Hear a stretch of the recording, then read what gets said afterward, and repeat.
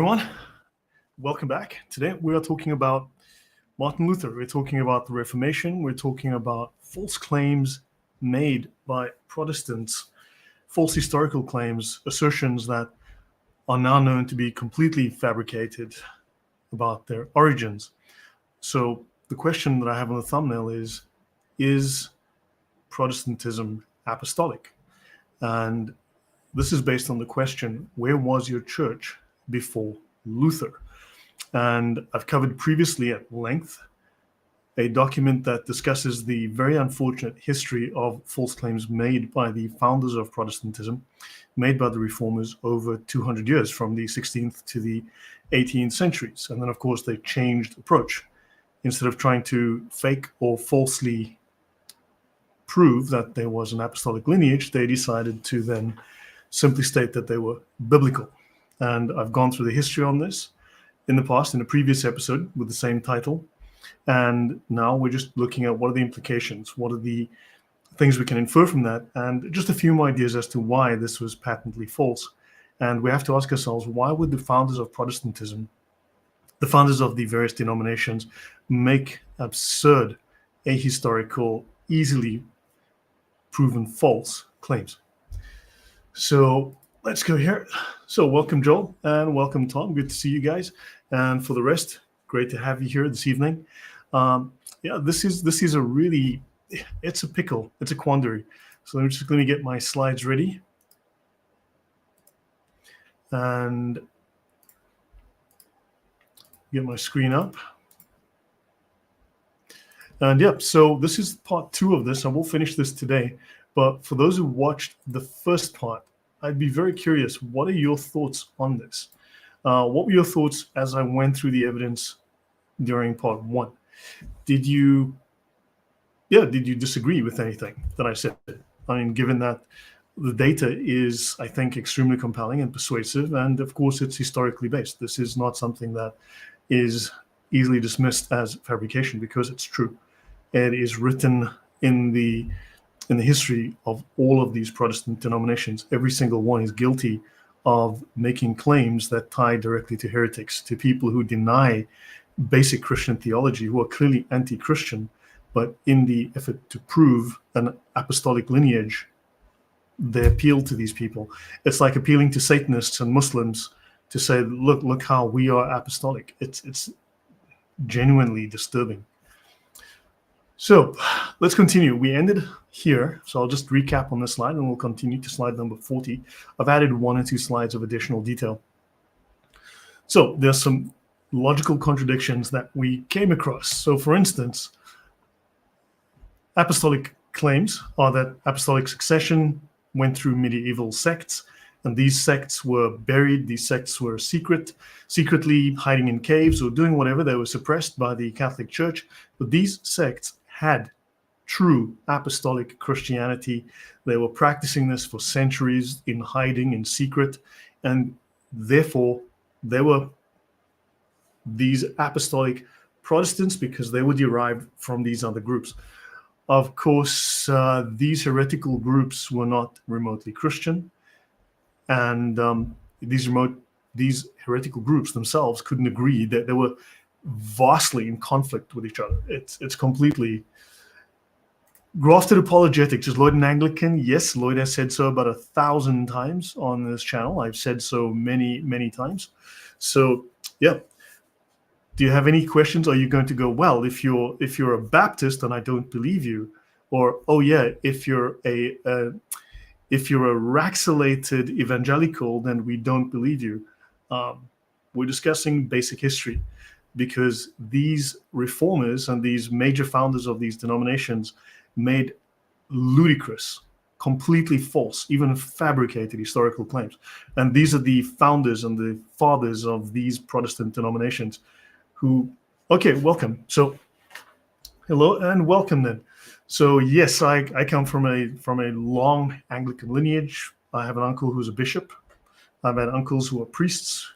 I've had family who've worked at places like King's College in London. So yeah, I come from a very, very church-oriented family, and then when I started looking into some of the history, let's just say it wasn't exactly as I'd been told. So they claimed that there was continuity of the early church, and they claimed they followed biblical authority alone. But we know now, with hindsight, with better research methods, with the internet, of course, you can find these things, more easily get this information. These medieval sects held heretical doctrines. We're not talking ambiguously so, we're talking undeniably. Many rejected biblical authority as outright heretics. They rejected large parts of the Bible, for instance. No institutional continuity can be proven. There's none. There's none. These people die out maybe in the 12th century at best. So there's no way they can prove any kind of apostolic lineage. And of course, these groups all held contradictory theological positions. So they were appealing to, as the document that we first showed, Where Was Your Church Before Luther by Barnett showed, the Protestants would continually refer to different groups once the first group was proven to be completely heretical, using completely unbiblical or genuinely anti-Christian positions. They would just default to the next, to the next, to the next, until eventually they ran out of heretics they could turn to as true Christians. Hello, Sergeant Grinch. Where are you? Sergeant Grinch, welcome. You're in the ICU. I'm so sorry. Oh my gosh, I'm so sorry, Sergeant Grinch. Everyone, please pray for his health. And look, I'm glad you've joined us, and I hope we can keep you entertained for the next hour. But let's hope and pray for your health and recovery. And looking forward to seeing you soon then, without you having to be in the ICU and ill. Right. So let's continue. So what we have is, I want to go through a logical unpacking of some of the problems. Then I'll introduce some additional evidence, and we'll go through that. Grafted says, as a Protestant myself, I'm well aware of the big disconnect between Protestantism, at least modern Protestantism, and apostolic churches.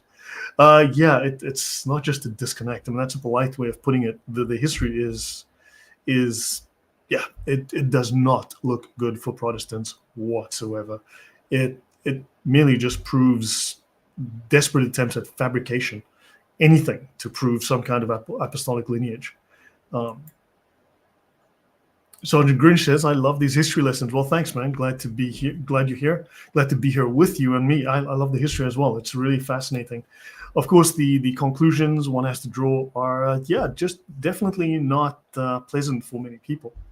So the heretical doctrines problem. So the Albigensian Manichaean dualism. Matter is evil, spirit is good. Now, these people, one of the other groups that were appealed to by various Protestant leaders, they believe that the physical world was created by an evil force, an evil God. Of course, we know in Genesis, God made the world and it was good, and God is good. But these people believe that, no, the world was made by an evil God, that all matter is corrupt. So this violates basic Christian doctrine. It violates basic biblical meaning. And of course, Protestant founders were like, those guys definitely true original Christians. The Catholic Church persecuted them unfairly. Look how good these Christians. And it turns out to be a completely false position. Welcome, guys.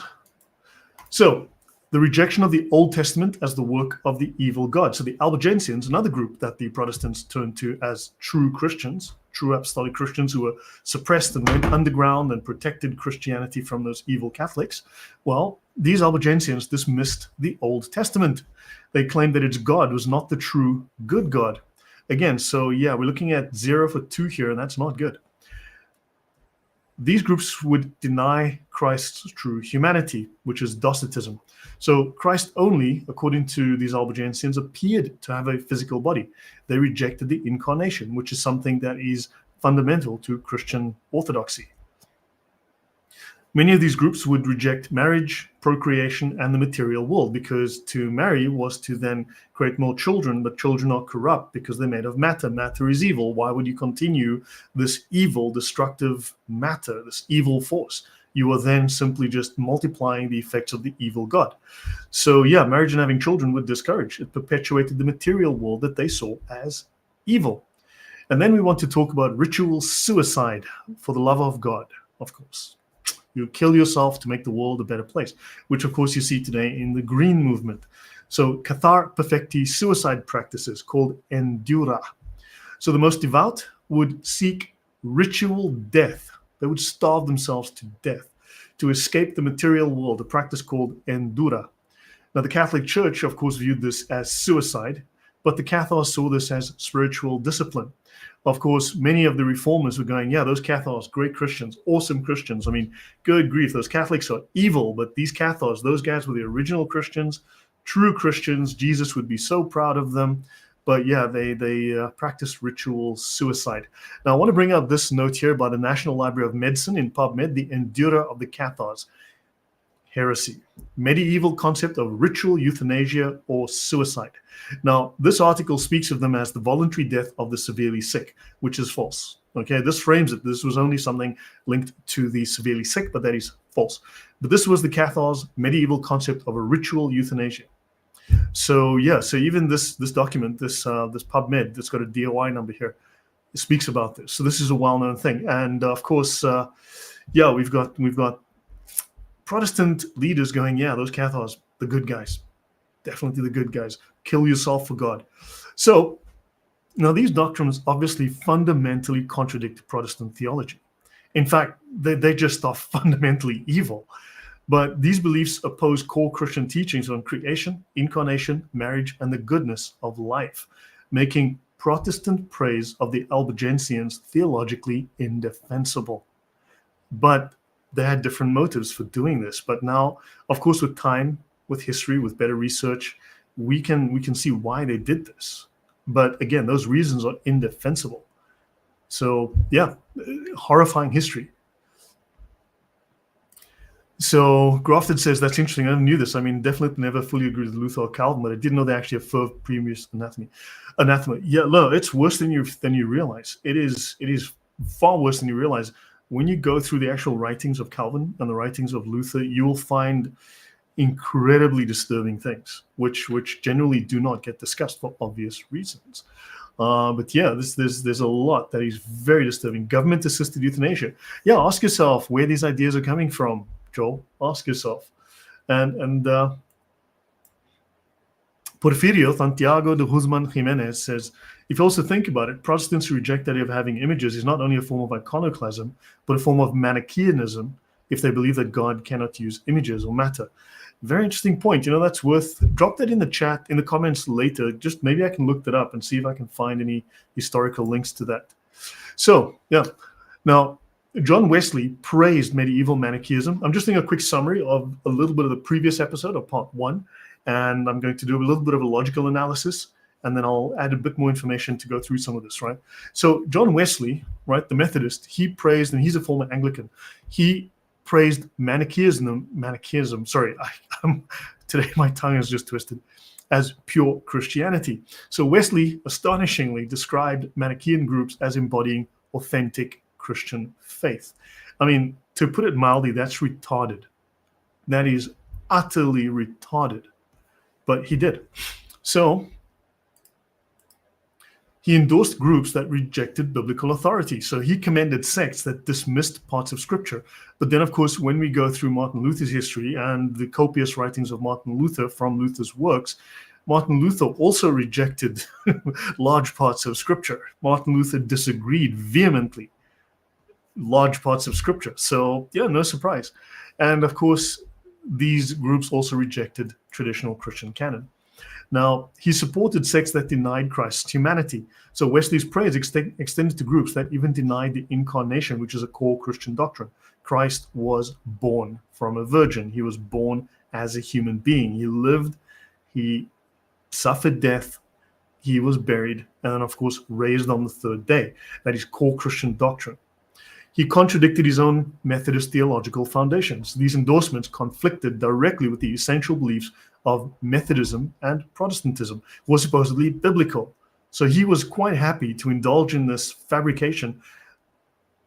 Who knows why? Well, we'll have a look at that. Yeah, to suit a particular agenda that was rife at the time. This also again reveals the desperation of Protestant historical revisionism. This kind of praise highlights the extreme lengths that Protestants went to construct a pre-Reformation lineage. The question being, where was your church before Luther? And this was their answer. yeah, we're going to go to all these guys who reject the Bible, reject God, reject Jesus. We're going to call them awesome Christians because the Catholics are evil. Yeah, not a good plan, but that was the plan they went with. So Di Antonovich says another good explainer why Catholicism is the one which meets the most requirements. And yes, actually, once you put the history side by side, work through it logically, the Catholic Church has a very strong position, of course. So Porfirio says, absolutely, there are many Eastern Orthodox who make the point as well. And I'll drop it in the comments after the live stream. Thanks. Look, I will say I am very skeptical of Eastern Orthodoxy. I have reasons to be extremely skeptical. I've spoken about this many times. I haven't gone into any depth. I haven't covered that at great depth. By the way, I've just finished two detailed sets of slides on Catholicism, so I will be going through those soon, but I've got a bunch of other slides I want to get through that I've finished. I finished about 5 slide decks this week. I've been extremely busy. But yeah, we'll do them piece by piece.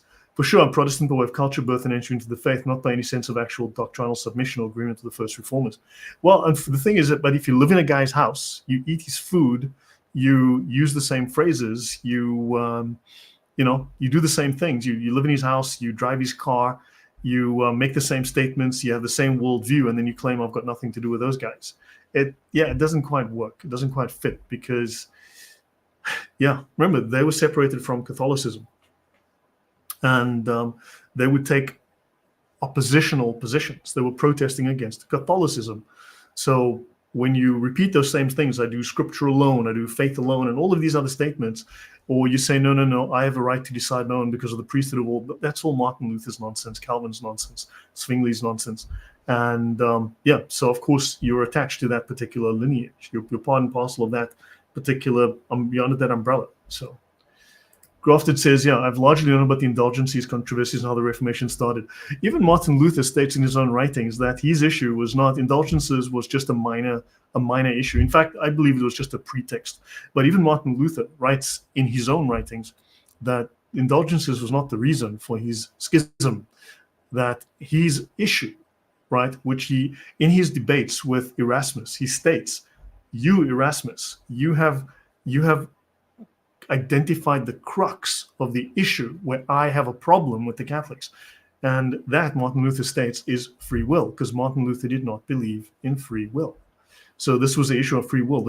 I've covered that previously in discussions on free will and his discussions with Erasmus. And also Martin Luther had severe issues with the scholastics, with reason, with logic. Martin Luther despised those, despite claims to the contrary by various supposed scholars and theologians who are dedicated to the truth. When you just read Martin Luther's own words, you discover very quickly that these theologians are either misled or they're just flat out lying. But given what I've learned about Protestant history so far, that is no surprise to me. The Orthodox death to the world movement crosses my mind. I realize it means death to the passions, but there's borders on Gnosticism. Yes, there is a very interesting point there. Eastern Orthodoxy, which one? Yeah, the whole lot of them.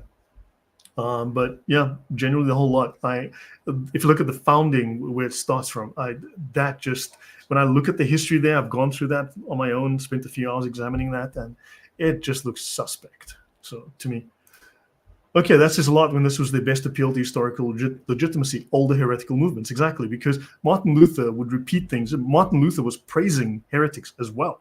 He was praising groups that are clearly heretical, talking flaming heretics, not just a guy who got a typo in his dissertation on Jesus. No, we're talking flaming heretics.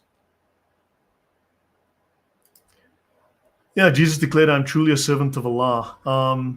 Jesus never heard of Allah. In fact, yes, hold on. The Arabs had heard of Allah. Allah was also known as Baal, because Muhammad was consecrated to Allah, who was known as Baal, as we can see in the Sirah. And then, of course, if you go to the family of Muhammad, they all worshipped Baal because Baal was the head god of the Kaaba. And of course, Baal is mentioned in the Bible as a pagan god. Children were sacrificed to him, and so on and so on. So really, I have no interest in your... I genuinely have no interest in your Islamic nonsense. So tell you what, I'm going to be nice. I'm going to put you in timeout for 24 hours. So yeah, we have a completely different discussion going on here. Let me see. So yeah.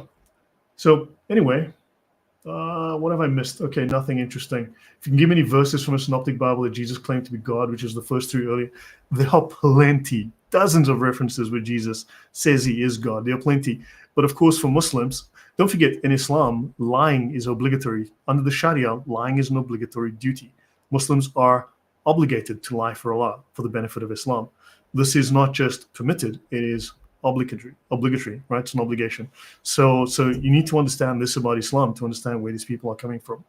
They simply just don't accept. They want the words "I am God," but of course, even when he does say that, or uses all of the symbolism that would be understood by the Jews of the era, of course, they reject that. So yeah, I mean, if you can show us where in the Quran we have the names of all Muhammad's wives, right? You get that from a third-party source, and when we show you what those third-party sources say, you reject those as weak and unreliable. Where's the Shahada that says that Muhammad is the prophet of Allah? Where's the double Shahada in the Quran? It doesn't exist, right? Where does the Quran teach you how to do the 5 daily prayers? It doesn't. It's all in the Sirah or in the Hadiths, right? And then you claim that those Hadiths are fabricated. So yeah, and show us where before Muhammad Allah was not a pagan deity. Show us where before Muhammad Allah was not a pagan deity. Allah always was. Allah was a pagan deity in Arabia before Muhammad. There was, why does the Quran not even know the name of the God of the Bible, Yahweh? Has no idea. Why does the Quran talk about chainmail, right, in centuries where it wasn't invented yet? Why does it talk about paper money amongst groups that never had paper money? Why does the Quran talk about... Anyway, there's just far too many anachronisms. There are far too many gaps. There are far too many issues in the Quran. So, but yeah, we're not here to talk about that. Okay, so what you've got is, right, this reveals the extreme lengths that the Protestants went to construct a pre-Reformation apostolic lineage. So Wesley's stance showed a readiness to align with heretical movements simply because they opposed Rome. That was the only reason. Right? If you read the paper that I referred to, it should be in the description as well. If you read that paper, it was anything but Catholicism. And as long as you rejected Catholicism, you could believe that Jesus was a three-legged, purple-haired dog that came to lick your face to bring you salvation.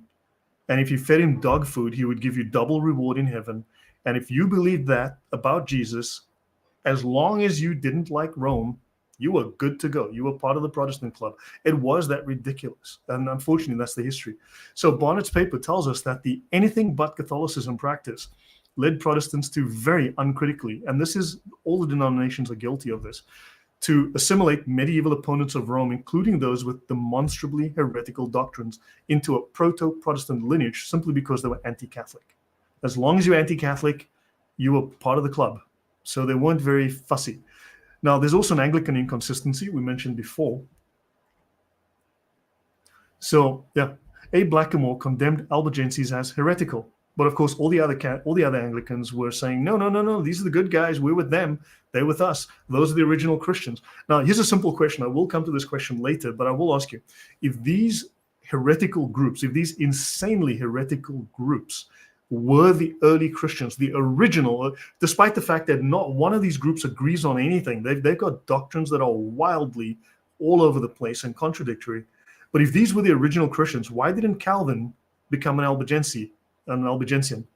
Why didn't Calvin join them? If these guys were the authentic, original apostolic Christians, why didn't Calvin become one of them? Why didn't Luther become one of them? Why didn't Wesley join them? If these guys were the original Christians, why did none of the reformers become one of them? Kind of a weird thing. So I get where you're coming from, the whole you live under his roof analogy, but obviously this is monolithic. Unfortunately, if you're not Catholic, you're one of them. It's as simple as that. So the claim that it's not monolithic doesn't matter. You're part of a particular group. You've got this side of the stream and you've got that side of the stream, and your group is that side of the stream. It's that simple. You're either this side or that side. And unfortunately, all of these ideas come from a source. And then, of course, people started to take and pick and choose and develop their own variants and versions, but they fall under the same umbrella. It's that simple. You're either one of these or you're one of these. Now, here you've got all sorts, right? You've got all sorts over here. and you've got a single doctrine here.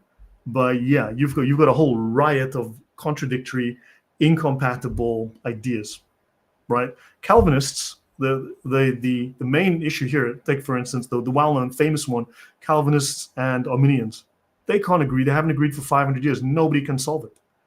But they're all Christians, right? They have totally incompatible doctrines, completely incompatible, utterly contradictory doctrines. Both can't be right. One must be false. And we can do the same. We can do comparisons across numerous of these Protestant groups. Someone must be wrong, but they all claim to be led by the Spirit. They all disagree and contradict each other. Someone must be wrong. It's not even an option. Clearly, there's a massive amount of falsehood there. So yeah, they all fall under that same banner. So let me see. Okay, so let's go on. So Blackamoor openly denounced the Albigensians for their unorthodox beliefs. So, I mean, he eventually wrote against this, and the Anglicans had to get their heads out of their bums because they realized, yeah, we're making fools of ourselves. Other Anglicans, at the same time, though, were claiming them as ancestors. So some Anglicans portrayed the Albigensians as spiritual forerunners of Protestantism. So, of course, you have internal Protestant contradictions on the same historical groups, and this resulted in Protestants both rejecting and embracing the same group, depending on the argument. And, of course, Bonnet's paper shows you that this argument shifted when they were embarrassed on one issue. They would suddenly shift to another group and then change the argument. And it just shifted like that over the decades for 200 years until they changed the argument completely, and we'll get into that. So this shows there's a lack of coherent Protestant historical narrative. So there's no unified or consistent Protestant account of church history. Everybody has a different one. None of them agree. So this is very shoddy scholarship. This is Zucker-Nike levels of academic rigor. So there was selective use of history for polemical purposes. So historical facts were chosen or ignored based on their usefulness in debates with Catholics. Very simple. And this also shows us the arbitrary nature of Protestant historical claims, because the shifting portrayal of groups like the Albigensians highlights the subjective and extremely opportunistic approach to history of the Protestant founders.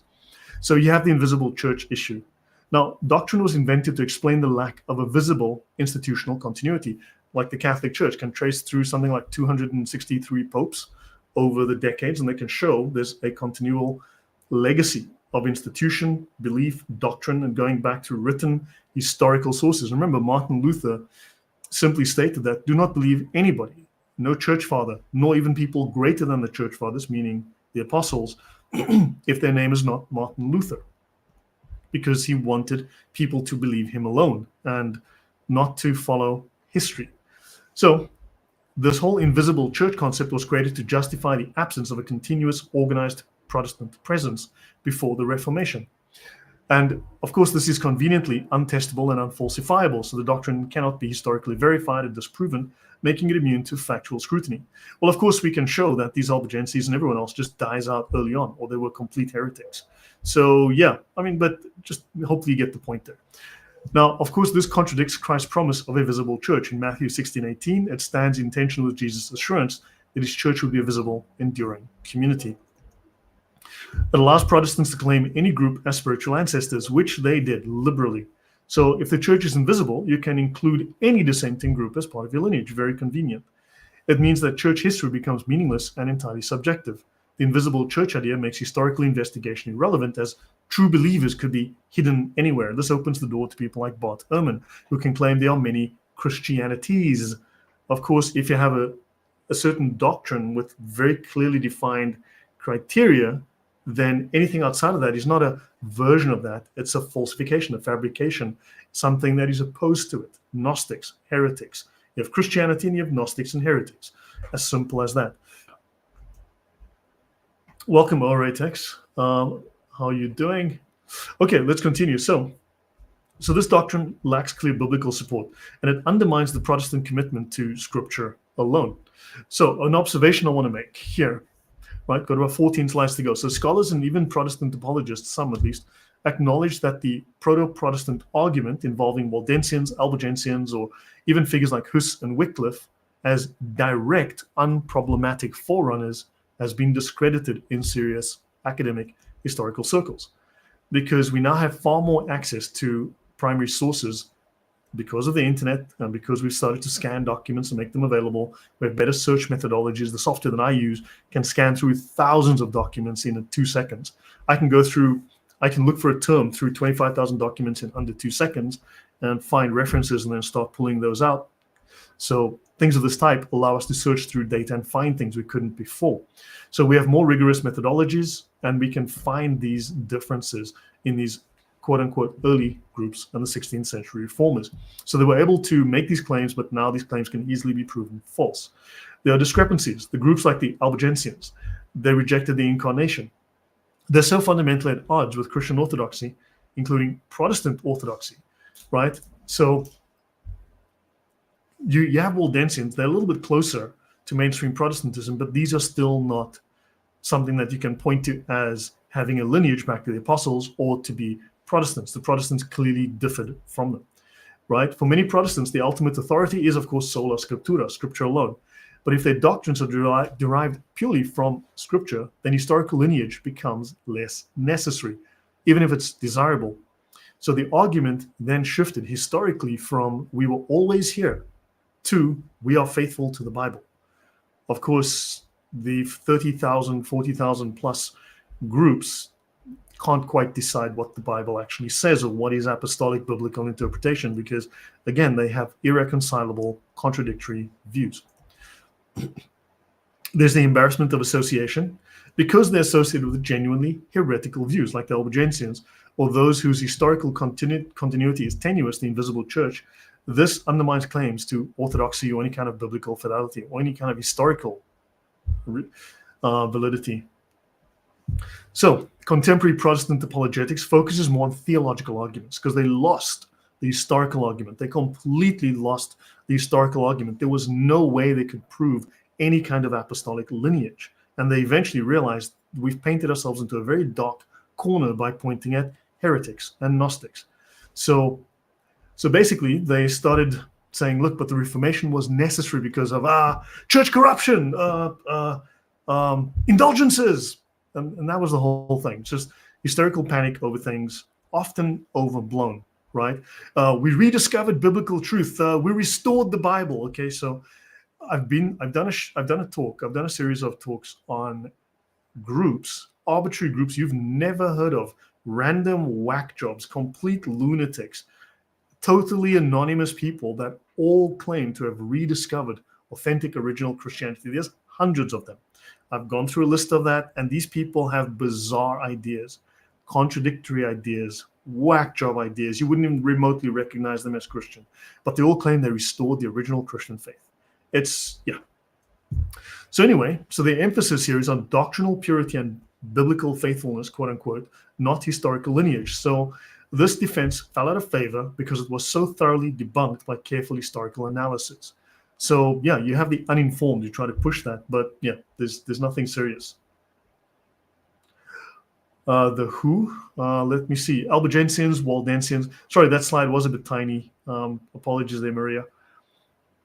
So what you have is historical revisionism. So they would only the Protestants would highlight passages from medieval texts that appear to support their views, while ignoring or omitting sections that contradict their theological positions. And of course, they would have these odd historical interpretations. So events and beliefs from the Middle Ages are frequently interpreted through a Reformation-era lens, attributing Protestant motives or doctrines to people and movements that never held them. But of course, this is all being proven to be false because we've got access to the original documents. We have far more insight now. So those we can all prove that this is false. But of course, then they also created mythologized narratives. You have stories of faithful remnant groups surviving in secret. And these groups, after they were finally able to break free from Catholic Church oppression, the victim card here, they were able to finally come back into the light and reveal to the world true apostolic Christianity. And of course, one has to wonder then, if Protestants are telling us this is the case, why did none of the reformers convert to those religions? Not one. So yeah. So another thing that I've come across, oh, and by the way, this faithful remnant group surviving in secret, that's a Muslim story as well. The Muslims tell exactly the same story. I've covered that in the past. on my discussion on polemics, right? On Islam versus St. Paul, this is exactly the same story in the Islamic sources, that they claim that they were the remnant group that was oppressed and suppressed by the Catholic Church. They went underground, they waited in secret for Muhammad to arrive, and then they revealed themselves in the person of Muhammad, and they took the religion of Jesus and they spread it to the world through Muhammad. And that's a Muslim story. It's not a new story. It's not original. Another thing I have noticed, there is deliberate misrepresentation of Catholic sources, right? Because I do find that Catholic writings and official documents are quoted out of context to make the Catholic Church appear corrupt or oppressive, to reinforce the victim narrative. Protestants good, Catholics evil. You do see that. So the primary goal was to undermine Catholic claims to apostolic succession. That was it. So the main objective was to challenge the Catholic Church's assertion of unbroken line of authority from the apostles through the popes, right? Weakening its claim to be the true church. And of course, historical accuracy was sacrificed for polemical advantage. This was purely an effort to be right, not an effort to be truthful. So unfortunately, this one happened. They were willing to embrace heretics just to oppose Rome, just to say our tent is bigger than your tent, right? So they aligned themselves with groups condemned by all of historical Christianity, simply because those groups opposed Catholicism.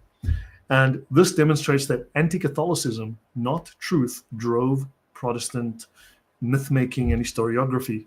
So they selected historical evidence that suit them, but let's just say it bit them eventually. This was also revealing in that it showed the fundamentally reactive nature of Protestant identity. So Protestant identity is protesting against what? Well, perpetually, always protesting against anything Catholic. So it's not an identity that stands on its own. It's an identity that stands in opposition to something. Think of theism, right? The belief in God, which is a long history, and atheism. Atheism is relatively new, but atheism cannot exist unless it stands against something. It has to stand against theism. Therefore, atheism is not neutral. It's not the lack of belief. It stands in opposition to something. The same thing, Protestantism stands in opposition to Catholicism. So while Protestants claim to be the early, true, and original church, they stand in opposition to the Catholic Church, which historically provably existed. So there's no independent tradition. It's merely a position in opposition to. And of course, I'll say bluntly that Protestant historical methodology is bankrupt. And this reveals a lack of scholarly rigor and undermines the credibility of any Protestant historical claims. So that section is now done. We go to the last one. And let me see if I've missed any comments. Protestants helped make America great. And does that change the fact that Protestants lied about history?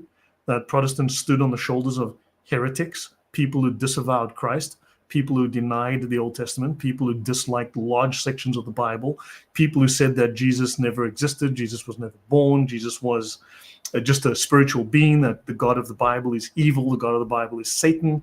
Does that change the fact that Protestant forebears, the Protestant founders, referred to these people with these whack job beliefs as true Christians, good Christians? Does that change anything? Does your deflection change any of that? That you're standing on the shoulders of people who utterly and totally basically pointed to Satanists and explicitly antichrist Gnostic groups as those are the original Christians. No, it doesn't. It doesn't change anything. So Bob, Protestants built the nation. That's fantastic. Well, Catholics built the modern world, right? So if you want to think of it that way. So yeah. But that is a deflection. Yes, Bob, that's a deflection. That's called a deflection. We need to look at the foundation, you see, where Protestant ideas come from, and these ideas come straight out of a bunch of heretics, sadly. So yeah, that's a deflection. So anywho, no, I'm not Catholic. Bob, I get asked that question roughly every 30 seconds. No, I'm not Catholic. Believe it or not, I'm not. So no. I am simply showing history. Protestants lied. Martin Luther lied. John Wesley lied. Calvin, same. And there's a lot worse than that I can say, because historically these people were some of the worst people you'd come across. Martin Luther is responsible for massive numbers of deaths. Now, of course, you're going to go, well, but no. Let's just stick to the people that are being foisted on us as supposedly great theologians are shown to be people who just didn't have a clue. Right, and were willing to lie to perpetuate a myth, which obviously wasn't true, just to give themselves legitimacy. I'd say that is rather sad. Who supported Hitler? The Protestants, of course. Lutherans supported Hitler. That is, you should look at my series on Hitler. I go at length through the Protestant churches that actually went along with Hitler, that supported Hitler, and they actually went and rewrote the New Testament, stripped out large sections of it, and Nazified the rest of it to support Hitler. So, the people who supported Hitler was A, the Protestants, and B, the Muslims. Muslims and Protestants very strongly supported Hitler. So that's unfortunate, and embarrassing, but there you go. So the continuity problem. So what Protestants need is an unbroken chain of Orthodox believers. What they get is a scattered group of heretical sects with totally contradictory and fully anti-Christian doctrine. They need consistent doctrinal transmission. What they get is contradictory doctrines from groups that disappear in the 12th century, or that pop up in one place and then disappear. So there's no continuity, there's no legacy, no lineage. They need institutional continuity of a church. So they have to invent the invisible church because there is no institutional connection. They need to maintain biblical authority. What you find is that these groups completely reject biblical authority. They deny the Bible. They reject the God of the Bible. They call the God of the Bible Satan, effectively. So unfortunately, are Lutherans really, well, Lutherans founded your movement, Bob. Look, if you don't mind, Bob, you are clearly not up to speed here. You're clearly not knowledgeable enough of the topic. So I understand your sophistry. I understand your desire to deflect, to derail, and to, shall we say, dominate the conversation. But really, you're a little bit behind the curve. Maybe just listen a little bit. Maybe go back to previous discussion I've had on this and get yourself up to speed. But clearly, okay, Bob, enough, Bob. I'm going to give you one opportunity to just be quiet, get with the program, and listen, because I understand the information hurts you. I understand the truth is very painful for you. It's very awkward and difficult for you to deal with the facts that Protestant foundations are, shall we say, myth. They are lies, and they are based on support of heresy, anti-Christian, blatantly anti-Christian heresy. And all of these Protestant forefathers, all of these Protestant church fathers supported this. They pointed to this as good Christianity, and we can prove now that they were simply making up fabricated stories to give themselves a lineage which they cannot prove. Yes, I'm the truth, and you have, Bob, you can leave permanently. So thank you and goodbye. Right, now, so we have doctrinal contradictions. The Waldensians practice confession to laymen, which contradicts against, again, Protestant priesthood doctrine. But then, of course, you get Protestants who don't have that kind of doctrine, and then they fall in with the Waldensians. So you have groups all over the place, interacting with groups all over the place. So there will be accidental connections. They will come to the same doctrines, whether by accident or by design. So now the Waldensians allowed confessions of sins to any lay person. So you can go to any random, you can go to your baker, your barber, your dentist, and this directly opposes the Protestant emphasis on the priesthood of all believers and the rejection of sacramental confession. But then, of course, Protestantism is a very big tent, so there's going to be someone who has exactly that belief. Or if you just wait 10 minutes, someone's going to come up with a church that does that. The Albigensians rejected the Old Testament, and they contradicted Protestant biblical authority, right? So the Albigensians dismissed the Old Testament.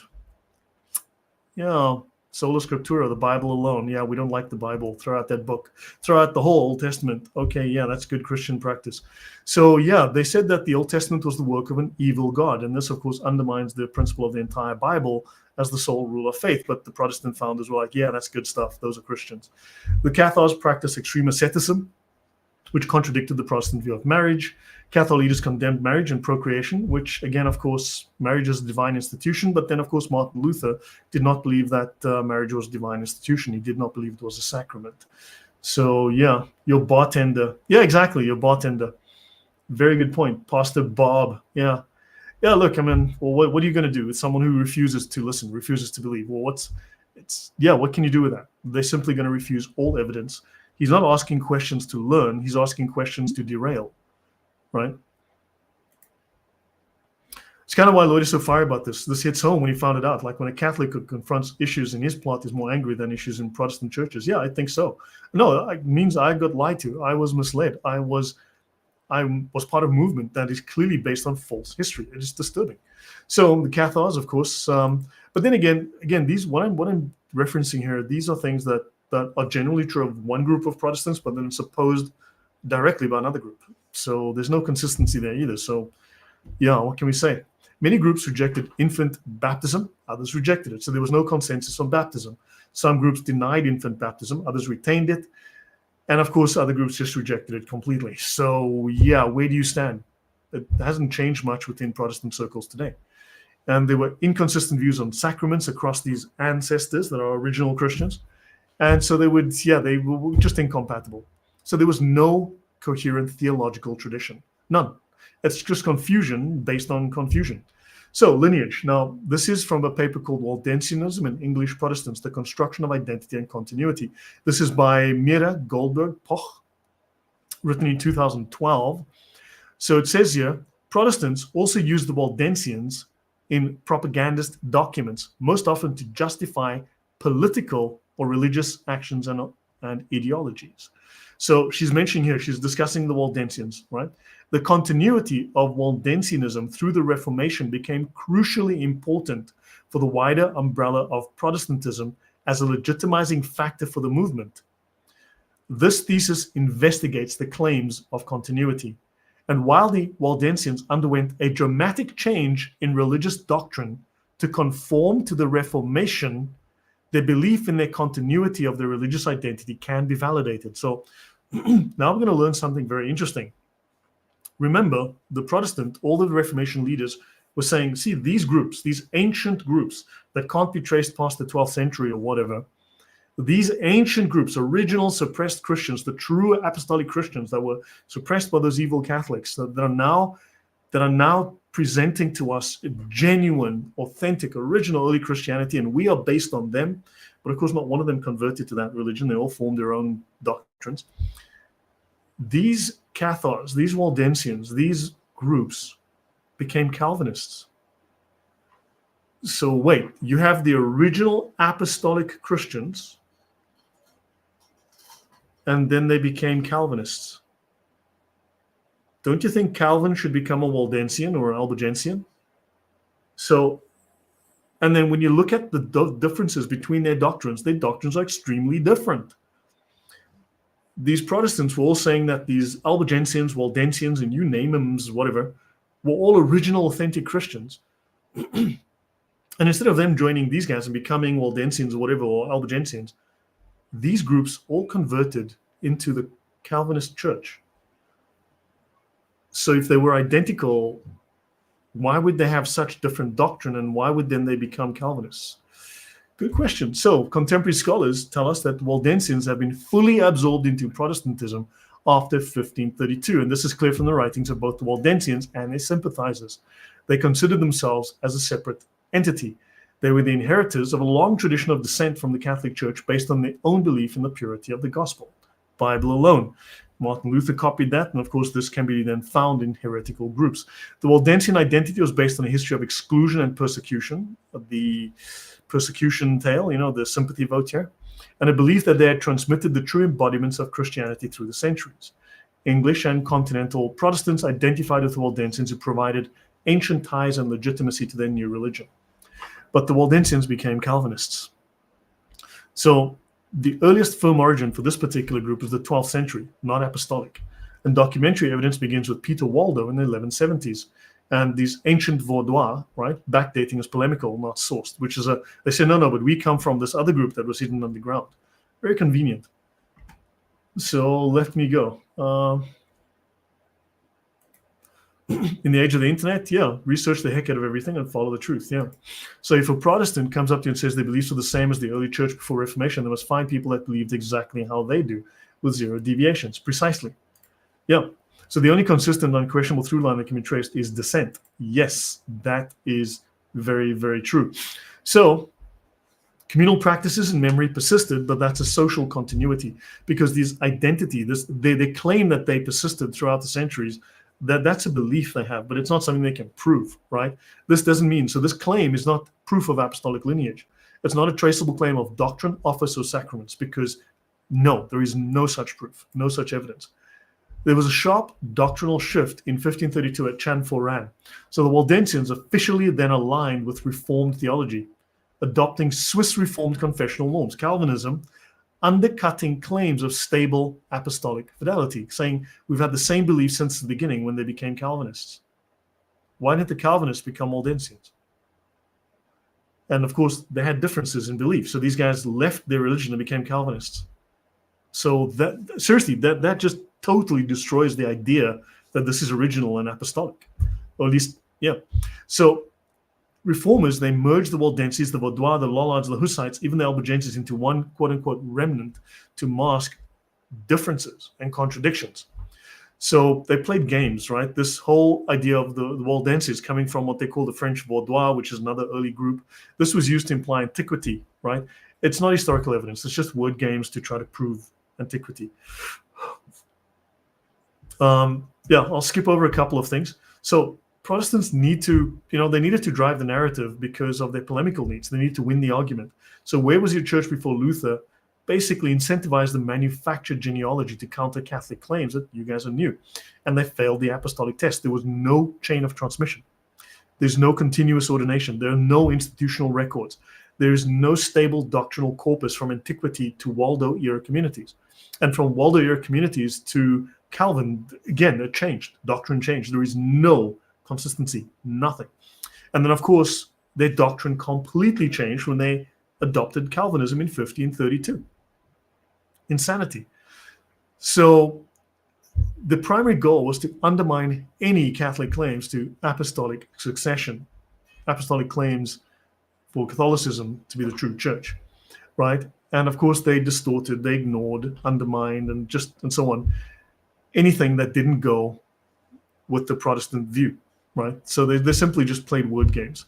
So anti-Catholicism, not truth, drove the whole Protestant movement. So I'll skip over a couple of things. I mean, you get the point. So if Rome was always apostate, a couple of questions. If Rome was always apostate, if the great apostasy happened on day 3 or something of after Jesus's ascension, how did it preserve scripture? Because we get the Bible from the Catholic Church. So canon formation, all of the manuscripts, all the liturgical use were transmitted through the very church that Protestants deemed was corrupt. So they call the church corrupt, but yet they use that church's Bible. Just like Muslims claim the Bible is corrupt and then claim that the Bible proves Muhammad. And they can't prove that there was a different Bible. They can't produce an Injil. There's no record of an Injil. These two arguments parallel each other, and that's very disturbing to me to see that the whole Islamic argument and the Protestant argument are far too similar.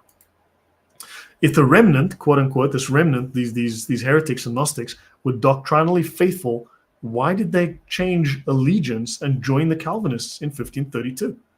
So Chanforan's reformed realignment implies that there was a prior deficiency or some kind of rupture, but not continuous adherence to original apostolic truth.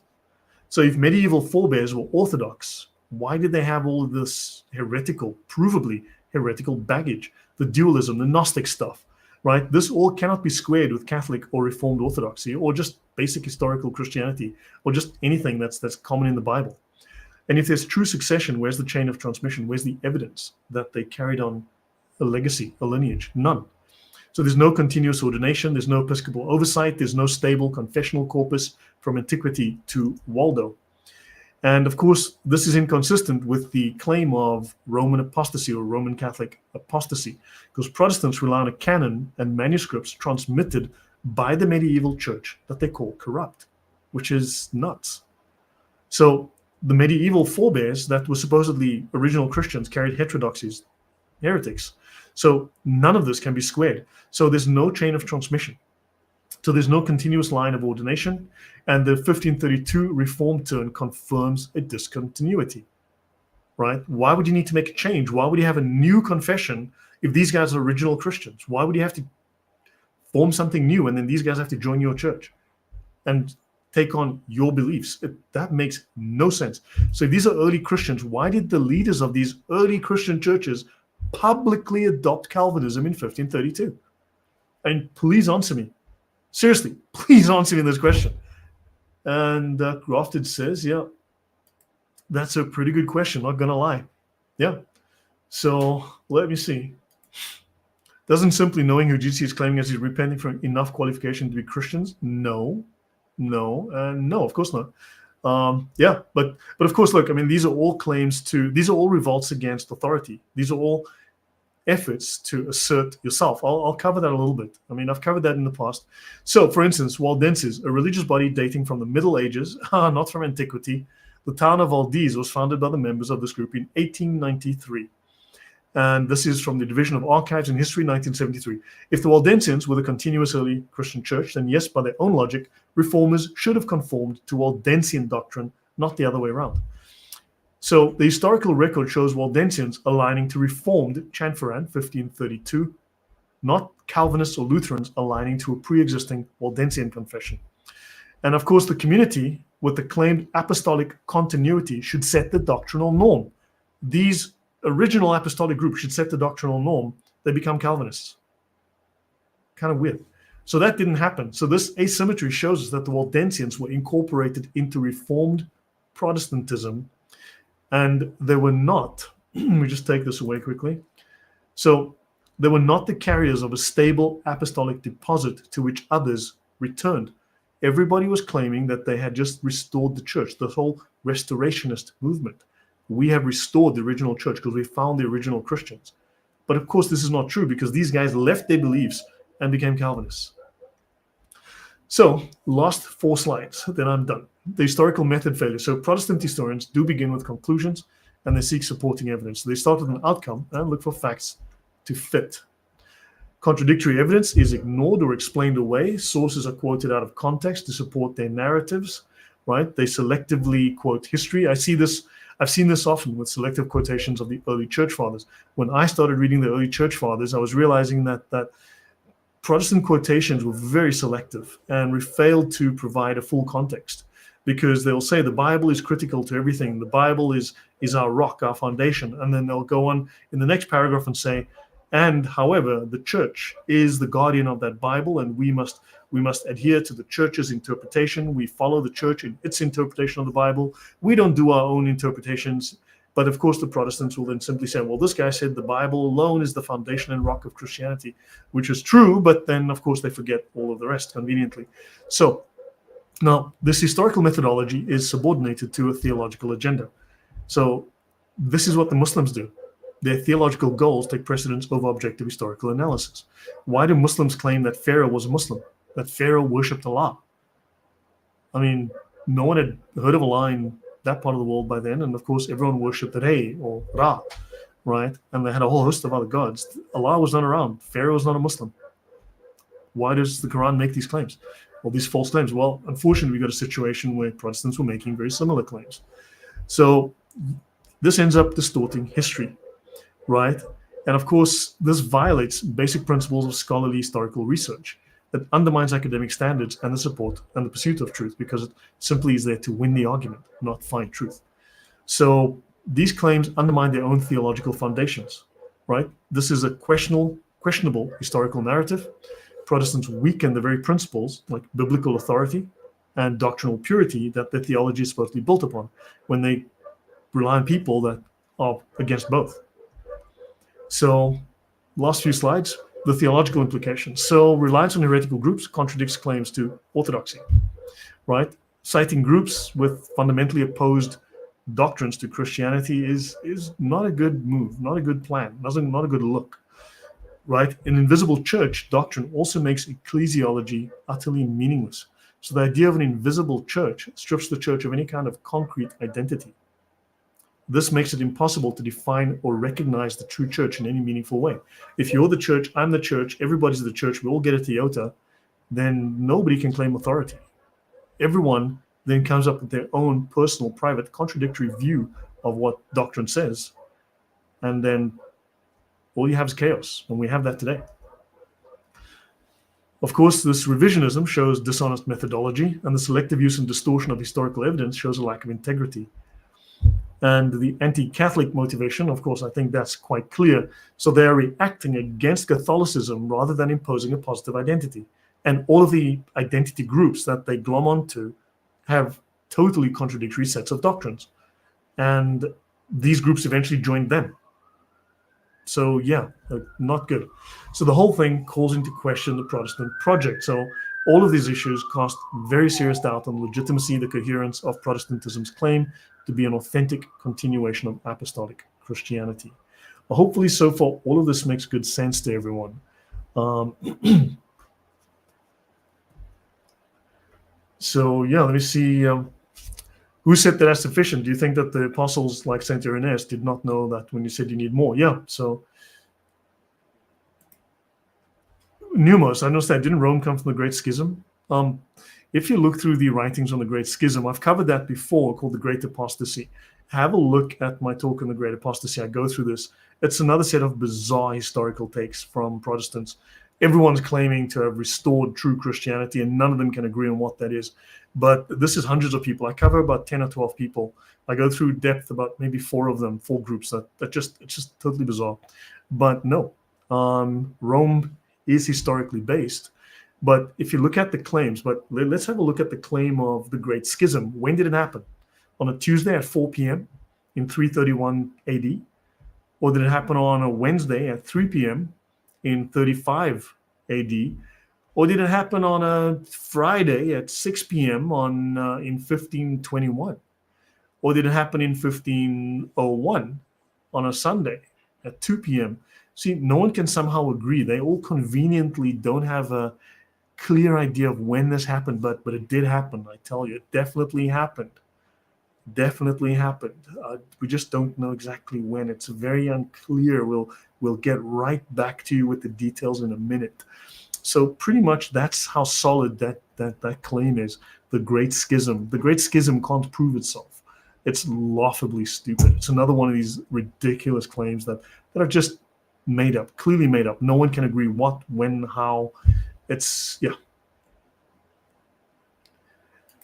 Take care, Grafted. Good to have you here. We'll see you next time.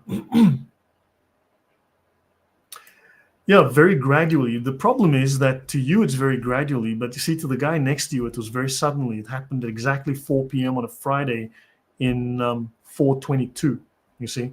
So the problem is no one can agree when it happened, because you have great scholar A, who's a great man of God, an apostle of God in the Church of God, in the original Church of God, who says it happened like this. And then you got the other guy who says it happened like that. And then you get the third guy who says, no, no, no, no, no. And so you see, it's just another set of lies and fabrications that people have made up to justify their position that clearly no one can agree. Utterly contradictory claims. There is no solid background, evidence, foundation to any of this. I've covered this before. It's laughably stupid. It's as stupid as the claims that Protestant founders made about heresies that were true Christianity. So looking at the Catholic response, right? The Catholic Church does provide very clear institutional continuity from apostolic times. Their story is consistent, right? So the Catholic Church traces its leadership, its structure, and its sacramental life in an unbroken link back to the apostles. And of course, when you read the earliest written documents we have, they're all Catholic. When you read the early church fathers, when you read back as early as the Didache, all of these practices are undeniably Catholic. They're not Protestant. They're not Baptist. All of these documents, all of the written evidence, when you look for written evidence for the Protestant claims, it's clearly garbage. It's historical garbage. It's unprovable nonsense. There is consistent doctrinal development under magisterial authority. So Catholic teaching has developed organically and authoritative to the guidance of the Church's magisterium, maintaining unity and fidelity, right? The Catholic Church does not rely on fringe or heretical movements to establish its legitimacy. It stands firmly on its own history and doctrine. It doesn't go to strange-ass groups to prove itself. Historical records, and that's the written record, the historical record does support Catholic claims to apostolic succession, right? We've got about 263 popes or something like that, 270 popes going back. And don't forget, Protestants have claimed since Luther that Pope Leo X of Luther's day was the Antichrist, not an Antichrist, the Antichrist. So Revelation has come and gone. Did you know the book of Revelation has come and gone, according to Martin Luther, John Calvin, Zwingli, Knox, and every other Protestant who follows their confessions? According to the Westminster Confession, according to a numerous number of confessions. I've covered that before. Several Protestant confessions, the largest Protestant confessions, all claim the Pope is the Antichrist. Of course, we've had about 150 popes since then. The end times has not happened. Revelation has not come true. But yet, Luther, Calvin, all of these whack jobs all claim that the Pope is the Antichrist. But of course, this prediction has failed about 150 times. It's clearly a lie. It's a polemic. It's designed to undermine the Catholic Church, bolster their position by repeating a provable lie. It's a provable lie that stands in these churches today. Not all Protestants, yes, but then not all Protestants believe the same thing. 73% of America's Protestants believe that Jesus is not God. So yeah, not all Protestants. Well, you all fall under the same umbrella where everybody has invented his own belief. Everybody has made up his own doctrine. Everyone has become his own pope in his own church and made up his own nonsense. 73% of American evangelicals don't believe Jesus is God, do not believe in the Trinity. 73% of American Protestants, evangelicals, are heretics. That evangelical banner includes a whole bunch of different groups that fall under that. So yeah, not all. So you personally may believe something nice and correct, but unfortunately, you have zero authority this much to influence the guy next to you because you have no doctrinal authority. There is no adjudicator. There's no arbitrator that can discipline everybody because no one adheres to the same authority. Many people adhere to themselves as the only authority and interpreter. I believe in the Bible alone. No one tells me. Well, then you've got millions of different churches. So all you have is subjectivism. All you have is personal opinion masquerading as Christianity. And no one can agree. And that's why we have tens of thousands of different denominational splits. So, yeah, there were many. The Antichrist, yeah. So, yeah, who knows? So let me see. Have I missed anything? Numos said, good points. I see what you're saying. It's something I've not been able to figure out. So let me continue, but thank you, guys. So the wild Protestant attempts at historical revisionism only strengthen the Catholic position, which hasn't changed. It's stayed the same, right? So efforts to rewrite or reinterpret history only highlight the lack of Protestant continuity and shows that the Catholic Church has been telling the same story for a long time. Now, of course, this is not to say that Protestants don't misrepresent the Catholic story, but that said, once you dig past that sort of propaganda, you start to find the Catholic Church has been very consistent. So where was your church before Luther? This remains unanswered. Where was your church before Luther? And Protestants for hundreds of years have tried to answer this and failed and eventually gave up. And then eventually they said, no, we're biblical. That was the solution. We're biblical. Okay, what does that mean? Because you guys can't decide. So if you're biblical and the Holy Spirit leads you into all truth, then why does Calvin believe that you don't have the double predestination and Arminius believes in free will? This is a 500-year-old quandary that has not been fixed. And that's just one example, but that's like the famous example because they come to contradictory positions. So the Holy Spirit must be the author of confusion then. The Holy Spirit must be the author of contradictory doctrines. It must be messing with people. Simple. Or someone is wrong. Someone is very wrong. Yeah, and there's no way to sort this out because there's no adjudicator. There is no authority that is valid. For instance, the person that spoke earlier, what authority do you have or does your church have to go to the other guy and tell him he's a heretic and to fix his ways? Zero, because he doesn't fall under your authority. He doesn't listen to it. He doesn't care about it. He doesn't respect it. His church has a completely different set of views. And of course, if someone disagrees within that church with the priest, they'll just start their new church tomorrow. And that guy might decide, you know what, I don't need a church. I follow the Bible and I make up my own story from the Bible. And so there is no authority. There is no way to impose any kind of coherence on this because everyone rejects authority. It is rebellion. Simple. It is rebellion against authority. Don't tell me what to think. I'll do what the hell I please. That's all it comes down to. Just rebellion. So, guys, last two slides. And yeah, that's the Muslim view, Maria. So,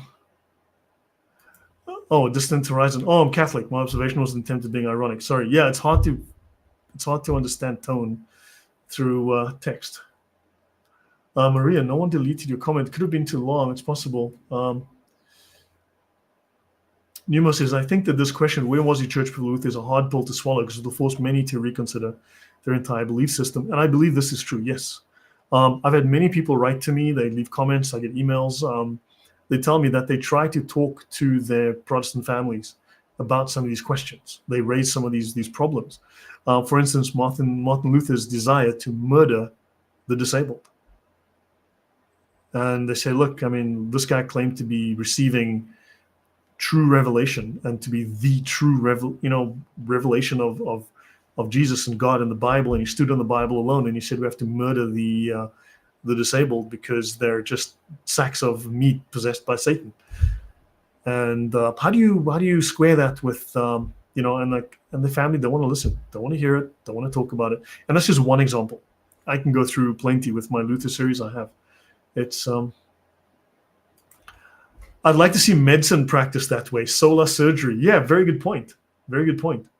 Yeah, it's hard for people to go against their belief system. So yeah, last two slides, guys, and we're basically done. I've been going for 1 hour, 11 minutes. So Protestant historical methodology influences contemporary apologetics. So the patterns of selective history, revisionism, that comes from the Reformation shapes how Protestant apologists defend their tradition today. There's selective use of evidence that is in modern Protestant scholarship. I've come across plenty of it. I watch so much of it or read so much of it. So yeah, they downplay evidence that undermines their position, right? Anti-Catholic bias still distorts historical interpretation. Prejudice against Catholic Church often leads to misrepresentation or unfair criticism in both academic and popular Protestant writings. In fact, you even see it in politics. And you can see it historically. It played out in the US, in the UK. You see it played out in basically prejudice towards Catholics in various spheres, socially, politically, legally. You see it. I think all of these issues, people need to really think about this and then step back and re-examine all the Protestant claims, because you have repeated methodological flaws, you have inconsistencies. This means we should critically reevaluate Protestant arguments about history and Protestant legitimacy. I do believe that honest historical investigation does lead towards the Catholic Church. So when the evidence is examined objectively and comprehensively, it consistently points to the Catholic Church's continuity and authority and stability, right? Despite being a human institution with its own flaws, it is not as retarded as what I've seen within the Protestant historical claims. And the logical and historical case, I think, for Protestantism does collapse under scrutiny. So I think a careful analysis reveals that Protestantism's claims, well, I just cannot speak today, sorry about that, do not withstand historical or logical examination. And this is not my first foray into this. I've covered numerous historical issues. And unfortunately, this, I do believe, does leave the Catholic position as extremely solid by comparison. So, last slide, conclusion, the verdict of history. So, Protestant attempts to establish a pre-Reformation legitimacy historically completely failed, right? The desire to trace Protestant beliefs and communities back before the Reformation did not produce any kind of credible results. See if I've missed any comments. Luther never wanted to leave the Pope. He had to, though. No, that's not true, Ophelia. I understand there are popular narratives about Martin Luther. I have about 32 hours, maybe more, maybe slightly less. I have approximately 30 hours of very detailed examination of Luther on my channel. I bought an entire copy with the help of my supporters on the channel. We bought an entire series of Martin Luther's works. I spent years reading through them. I have dozens of hours of Martin Luther's works. I'm actually going to be doing Luther tomorrow. I've got to cancel the show I was going to do. I'll be on with Usama Dakdok tomorrow to discuss Martin Luther again, to do more on Martin Luther's works. And if you read Martin Luther, the popular story about Martin Luther, the popular narrative is about as true as the popular narrative of Muhammad. The theologians, the academics, have flatly just lied about Martin Luther. When you read Martin Luther himself, the most disturbing picture emerges of the worst kind of man. Martin Luther is not what people portray him to be. His own writings condemn him as a most vile, evil, genuinely disgusting figure. I was shocked reading through this. You're welcome to look at his works on my channel, but the story of he never wanted to leave the nonsense. No,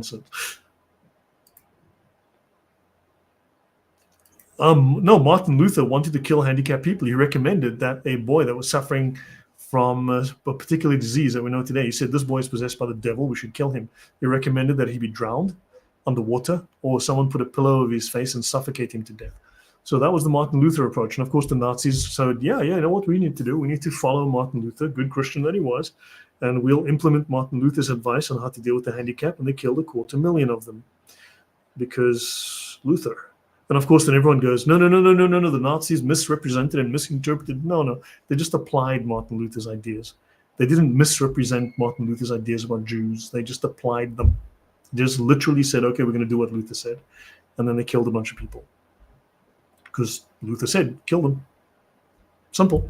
So, yeah, simple as that. And if Protestants' position is true, then re-examination will create a better case for them. Yeah, if not, then I should tell you something. Yeah. So, yeah, this is very disturbing. So let me finish this last slide. Let me get this last page done. So Protestant attempts to establish pre-Reformation legitimacy have failed. I think we've seen through. I think I've gone through this. Previously, remember on a previous talk with Mel, I went through the entire document. Now this is a re-examination of the document from a different angle. But previously, I read through the document itself, and it's crazy what the Protestants were saying. I mean, it's insanity. For 200 years, the claims they were making and how the claims shifted, right? So historical evidence does contradict Protestants at every turn. The actual record of Christian history consistently undermines the Protestant narratives of ancient continuity. Logical contradictions permeate the Protestant historical narrative. And this is unfortunate. This is very, very true. And attempts to reconcile the reform with claims of unbroken tradition just leaves glaring problems. The reliance on heretical groups undermines any claims to orthodoxy. We've covered that plenty. The Catholic challenge, where was your church before Luther, is still unanswered, right? Of course, we can find that many of these ideas were found in heresy, were found in Gnostics, who are not Christians. So many of these ideas before Luther were found in groups that nobody would think or should think is Christian. That's where many of these ideas come from. So Protestants definitely, according to the evidence, have not provided a convincing response to this question. And I think genuinely, given just the basic logic, this leaves the Catholic position unchallenged. And history testifies to the truth of Catholic historical claims. Looking at my reading of the situation and the evidence, the Catholic historical claims are sound. And the Catholic presentation of history is very sound. Generally, I find Catholic theologians, Catholic authors, Catholic historians far more reliable, far more logical, far more credible than I do Protestants. Some great Protestants, granted, and there's some whack job Catholics. I've come across some crazy whack jobs. But that said, consistency, I would go with a Catholic history 9 times out of 10. Granted, there's some very good Protestant histories, and I do see a change. I do see a greater honesty. I do see a greater, because of the internet, we're seeing more history available to us. We can do better analysis. So I do see a change. So there's a bankruptcy in the Protestant narrative. And the weight of historical evidence, to me, affirms the Catholic Church's continuity and historical position. Of course, anyone can dispute it, but historically, the documents are there. The evidence is there. It's not invisible. It's written. It's in books. You can see them. And also, it shows the Catholic authority, the stability, right, the lineage, and it exposes the severe inadequacy of the Protestant alternatives. So let me see. It is right to make sure this matters, so we love God honestly with the whole heart, mind, and soul. Yes, thank you. Martin Luther was severely anti-Semitic. In fact, I've just done some work on that. Martin Luther wanted.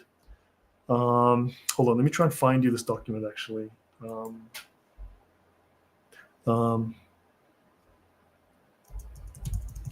Let me actually find you. I'm glad you raised that. Oh,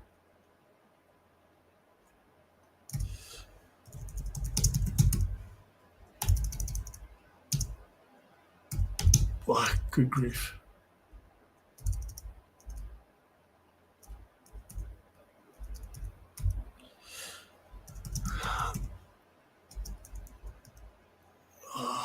Sorry, I'm trying to find this document now because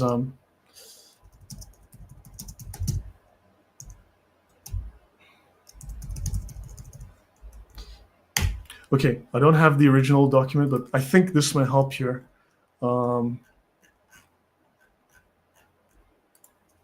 Actually, no, let me try again. It might not be this one.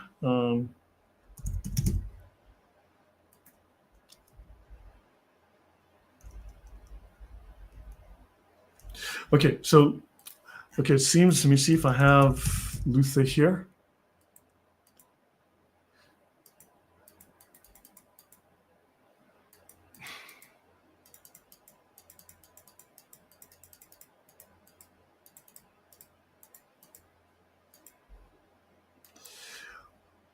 Okay, no, sorry. Okay, Luther says in one of his works, his last speech in one of the last speeches before he dies, he speaks about the Jews, and he says, what he says is, we were wrong in not killing them.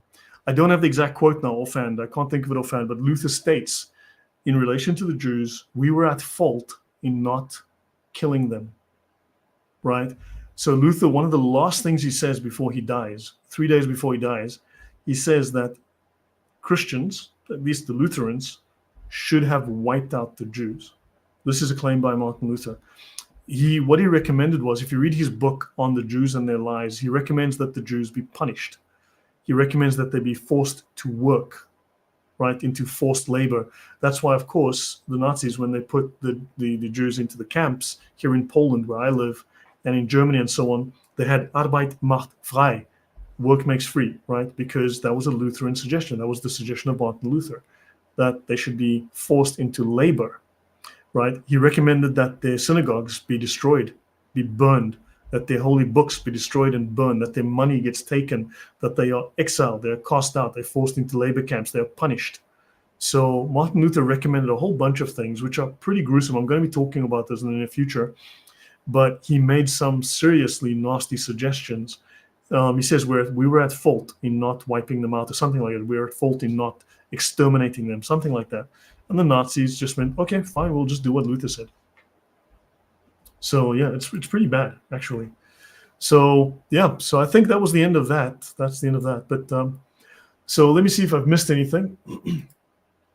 Ower says, doesn't mean we don't have our own issues, especially with institutional corruption and such that rears its head. But with all these issues, the fact that we're still standing is a miracle. Exactly.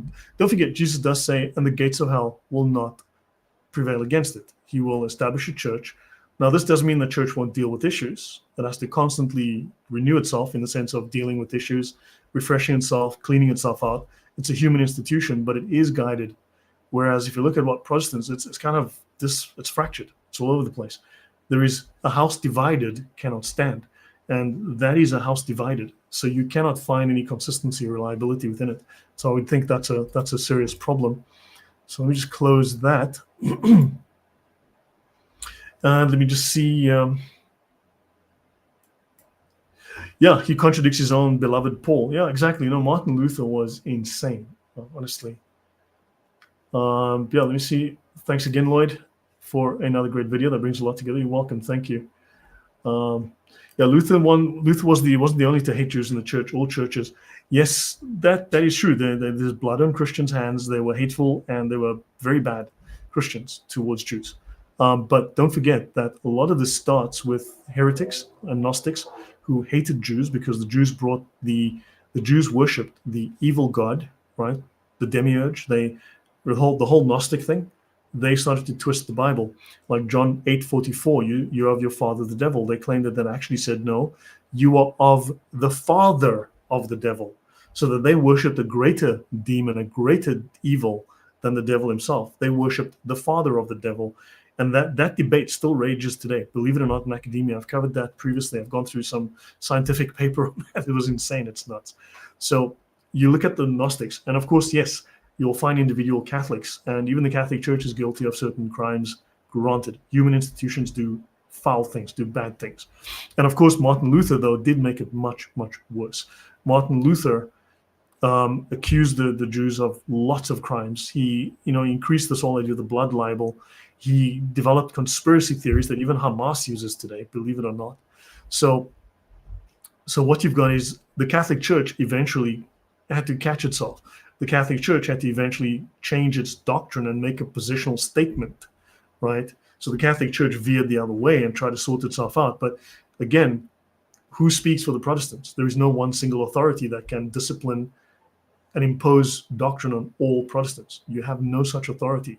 That is a problem. So maybe you personally, you have no issue with Jews, but that doesn't mean you can influence your church or the other Protestant denomination that doesn't respect your view, because they follow the Bible only, don't they? And they make it up as they go along to suit themselves.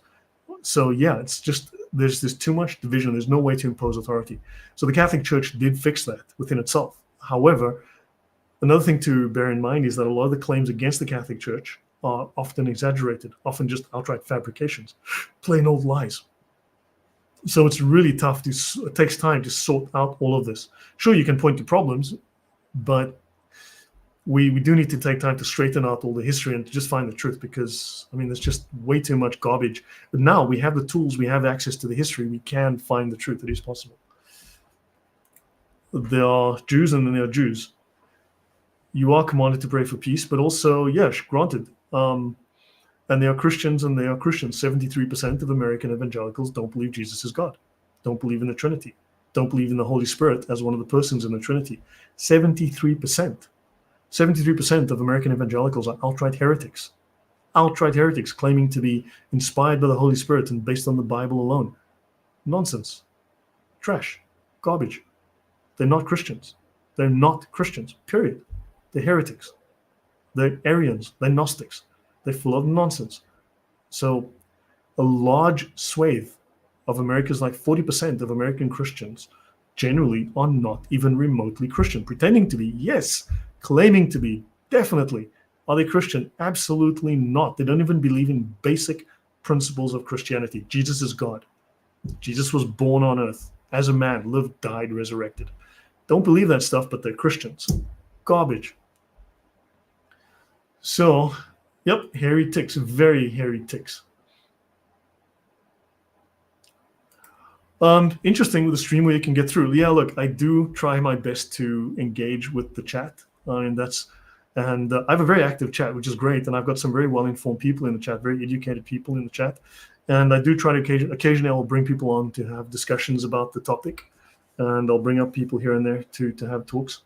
So yeah, but this is true. I mean, I've covered this previously. I've covered it in the previous episode, and I've done an entire series on that, going through the statistics. It's really scary. You got to look at the actual statistical breakdown. If you guys want, let me know in the comments later.